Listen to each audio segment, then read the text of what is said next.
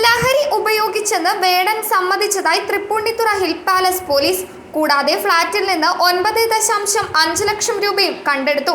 പരിപാടി ബുക്ക് ചെയ്തതിന് ലഭിച്ച തുകയാണെന്നും സംഘാംഗങ്ങൾക്ക് നൽകാനുള്ളതാണെന്നും വേടൻ പോലീസിനോട് പറഞ്ഞു. കൊച്ചിയിലെ ഫ്ളാറ്റിൽ നിന്നും കഞ്ചാവ് കണ്ടെടുത്തതിനെ തുടർന്ന് ഇടുക്കി ജില്ലയിലെ സംസ്ഥാന സർക്കാർ വാർഷികാഘോഷ പരിപാടിയിൽ നിന്ന് റാപ്പർ വേടനെ ഒഴിവാക്കി. തന്റെ പല വേദികളിലും ലഹരിക്കെതിരെ വേടൻ പഞ്ച് ഡയലോഗുകൾ നടത്തിയിട്ടുണ്ട്. ഇതിനു പിന്നാലെയാണ് കഞ്ചാവുമായി പിടിയിലാകുന്നത്. തിങ്കളാഴ്ച രാവിലെയാണ് വേടൻ എന്നറിയപ്പെടുന്ന റാപ്പറായ ഹിരൺദാസ് മുരളിയുടെ തൃപ്പൂണിത്തുറയിലെ ഫ്ളാറ്റിൽ നിന്ന് 6 ഗ്രാം കഞ്ചാവ് പിടികൂടിയത്. കഴിഞ്ഞ ദിവസം രാത്രിയോടെയാണ് പ്രോഗ്രാം കഴിഞ്ഞ് സുഹൃത്തുക്കൾക്കൊപ്പം വേടൻ ഫ്ളാറ്റിലെത്തിയത്. 9 പേരാണ് മുറിയിലുണ്ടായിരുന്നത്.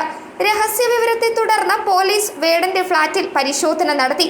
തുടർന്ന് കഞ്ചാവ് പിടിച്ചെടുത്തതോടെ വേടനെ കസ്റ്റഡിയിലെടുക്കുകയായിരുന്നു. News desk മലയാളാക്ഷരം.